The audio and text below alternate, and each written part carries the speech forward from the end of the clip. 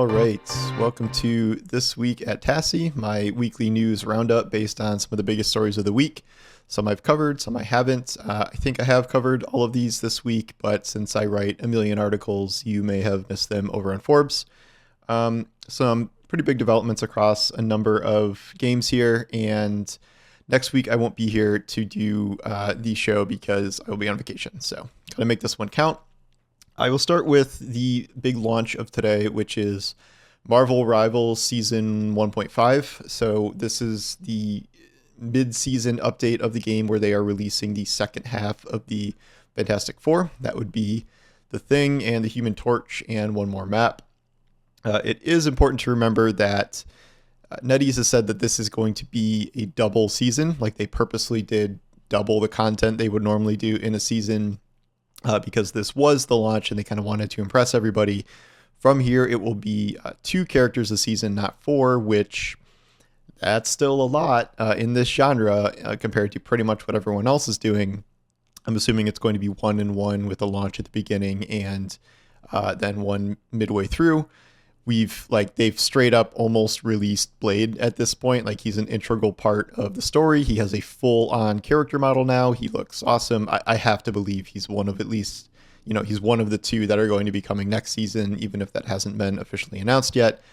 I don't know the other one. Usually they keep on some sort of theme here, but even among the other leaked characters, there's like 16 leaked characters. I'm not 100% sure who would be joining him, so I guess we'll see.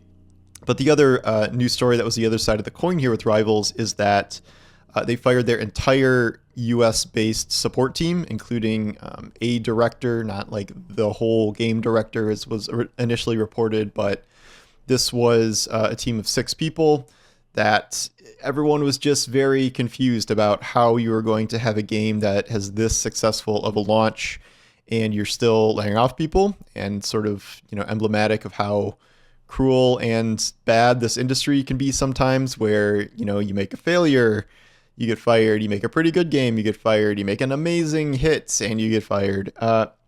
What seems to have happened here is that I think it seems pretty clear that NetEase is just sort of trying to consolidate everyone into China, and they don't think they need too many specific US based contacts here.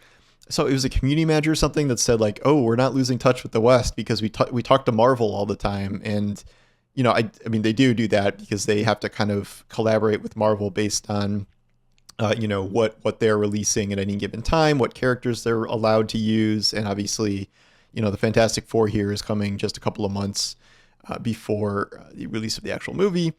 This will get tricky from here because the schedule of Marvel is still sort of Avengers based, and they have almost all of the core Avengers in the game already. Thunderbolts is later this year, but they already have, Bucky is the leader of that in the game. I don't know if they're going to put like US Agent or Yelena in the game. That seems kind of unlikely.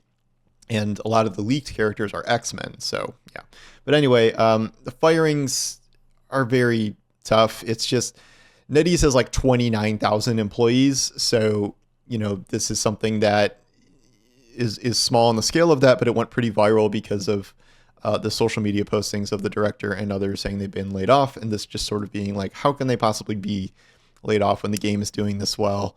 And the costs it would have kept to keep them on is probably not worth, or is probably worth the negative press, or not worth the negative press that this attracted, and it's a really baffling move, and it doesn't really paint NetEase in a positive light, even if, this is sort of how things work in the industry. So that sucks.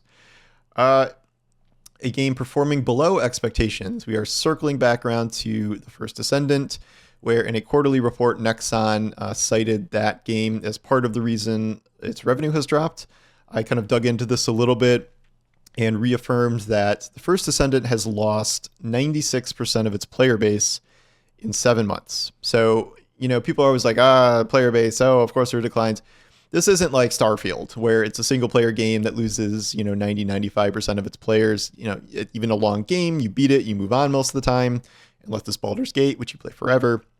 But in this case, this is a live service game with ongoing seasons, and you don't want to lose that many players that quickly. And with the seasonal launches, you've seen really little like blips of some people coming back for those, but they fade out pretty quickly. It is not really heading toward a situation where there is a way to get, a lot of players back if you do some sort of massive 2.0 overhaul of like the whole game, or you release like a really huge expansion. There's a lot of reasons why this is happening here. As you may know, I put 300 hours into that game. So I am, I want to say I'm something of an expert on at least how the first Descendant used to be. And at launch, I thought it was a really compelling looter shooter. I liked the character kits. I thought, at least the initial grind was sort of addicting and rewarding to some extent, but eventually that just sort of fades out. And what the game did from there with ongoing content was like, here's this new character that is probably a worse elemental version of a character you already have. It's not worth grinding out anybody that's not an upgraded ultimate version of a character, because you will just waste all your time doing that. There is not that much of a reason to upgrade a bunch of characters when some are so dominant, like Bunny, who is more useful than 80% of all characters in most activities, which was never really fixed. The grinds became interminable. The drop weights were so low, and you'd have to run, an increasingly mundane set of activities over and over and over again to try and get things to drop.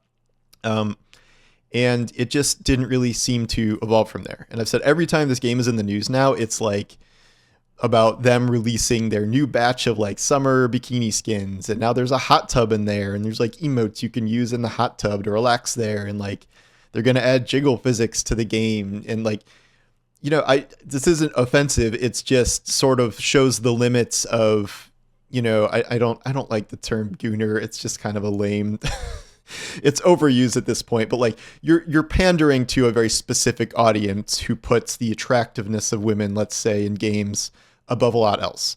But that is a limited market when you don't have, actual content to make an actually good game. And in terms of the first Descendant, like, I'm sure they're making a good amount of microtransactions from the 5% of players that are left who really, want these kind of skins and whatever, which is fine. But, this isn't really like Stellar Blade, where Stellar Blade did that too, and, had it Eve and all these skins or whatever. But that was also at its core a really good game.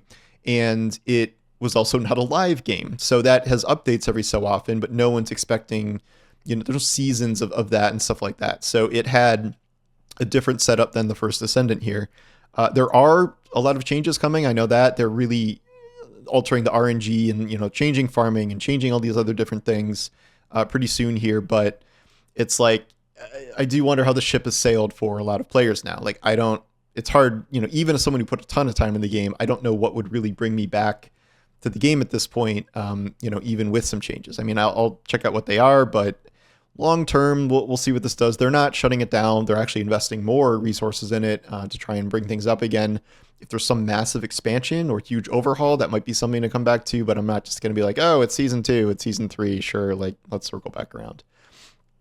In terms of performance elsewhere, we have the launch of Avowed, which seems pretty good. It's, I don't think it's blowing anyone away in terms of like how it's doing overall. It is a little hard to get a sense of that because, with the obvious Game Pass launch and cross launch and Battle.net, it does, it has launched on Steam at the same time as Xbox games are prone to do these days. It has peaked so far at around 17,000 concurrent players, which it's, there's a wide range of stuff to compare it to that is better than Indiana Jones and the Great Circle, which peaked at, I think 12,000 on Steam when that launched. And that was a really, really well-reviewed game and, highly scored among audiences too. Of course, Avowed is a fraction of, Starfield, which was Bethesda's first enormous game, after all this time. That got 300,000 concurrent players or something. You can compare it more to, the Outer Worlds, which was Obsidian's last game, which is pretty similar in concept and execution to this. That was, I think, it peaked around 20,000, but that was without Game Pass. So by that, metric, I think Avowed is doing better there. When the dust has settled on reviews and in player scores and things, it's like a 79, 80. I think Steam is like 78, 80, somewhere around there. That's solid. It is solid. It is also below most other Obsidian games by at least 5-ish points or so. And, an 80 in the current state of the, everything reviews from 7 to 10 more or less. And if you're at a 6.5, your studio might shut down. That's like, it's okay in context. And I think, Xbox would love to have nines and Game of the Year contenders and things like that. I gave it a 9 personally. I I enjoyed it quite a bit, and I've heard a lot of good things from a lot of people who are really liking it a lot. It's just, with Xbox games, we just don't have like a real sense of what a true hit is, given that Microsoft just like does not tell us anything. Like sometimes they'll brag about numbers or whatever, but not that often. I don't know if we'll hear anything about Avowed. I don't think we heard anything about Indie, despite it reviewing well. So we'll see. I think Microsoft believes in Obsidian and has a lot of big plans for Obsidian in the future. They're releasing the Outer Worlds 2. I don't know how that'll perform. I don't think it'll, I don't know if there'd be as much interest as in Avowed, but I could be wrong about that. But I do think Microsoft understands that Obsidian is a valuable resource for the future and, very talented at making, it's to some extent smaller scale games. So I'm not worried about Obsidian or anything, even if this is like slightly underperforming or whatever. But yeah, I don't know. I say play it. I had fun. Now we get to the last two stories are about sort of tech idiots. We'll start with the fact that Elon has once again reaffirmed his commitment to making a game studio based on AI tech, XAI, his AI specifically. This is part of his goal to quote unquote make games great again. The idea of this is spawned from, all of these things about how gaming is too woke, how game journalists are dumb. Like it's old Gamergate stuff, it's new Gamergate stuff, it's new anti-woke pushback things. Where if your game stars a Black person or a woman or something, you're automatically woke based on that alone. If you have any progressive messaging, you're woke, which is very funny because everyone's like, why can't you make classic games like Fallout where there was no political messaging? And it's like, was there no political messaging in Fallout? And there's a lot of games like that. So what exactly is going to happen here? Like, AI tools can be used in like certain aspects of game design in a way that's not like Gen AI nonsense, but making an AI based game completely, this is tangentially related to something we just saw from Microsoft, which was the Hellblade studio using one of their old games to train a model that could like generate some amount of gameplay from an old game that ended up manifesting in like a very awkward looking pixelated 300 resolution GIF that was widely shared. There's this idea that like AI can help with game preservation by like remaking games with like an AI system. It sounds kind of stupid. I don't know. So that's like what AI is doing in terms of like making games to some extent. But if Elon's also talking about using like Gen AI for the art, Gen AI for the voices, like Gen AI for cinematics, and like the tech is nowhere near something you could make an entire game on AI. We see these, generated videos of like realistic people, and they're like 3-second clips, and they're getting increasingly realistic, but designing an entire video game. So there's also a side to this where it's like, okay, is he serious? Is he really going to do this? I would take Elon more seriously than not these days in terms of stuff he wants to do, because, he's like, okay, is he really going to buy Twitter? Like, what? Yeah, he did. Like, oh, is he really going to make a government agency called Doge and like go through the federal budget? Yeah, he did. He did do that. So if he's saying he's going to set up a game studio, maybe he's going to set up a game studio. And, but the flip side is like, just because you're Elon, just because you have, hundreds of $1 millions to throw at a project like this, that means essentially nothing if you don't fundamentally make a good game. I am, of course, reminded of Google and its own game ambitions. Like, yeah, Stadia was, streaming and whatever, and it had its own hardware and stuff, but they also set up like their own internal, like, we're going to make Google games, outright and first party releases. And then that whole thing collapsed. Amazon Games still exists, but it has been scaled back. Did they ever release a pure Amazon game? I can't even remember. I know they like published New World, but that might be the only one. And like, again, like you can be a giant megacorp or the richest man on earth, and there's far from a guarantee you're going to make anything remotely good. So much less an entirely AI based game.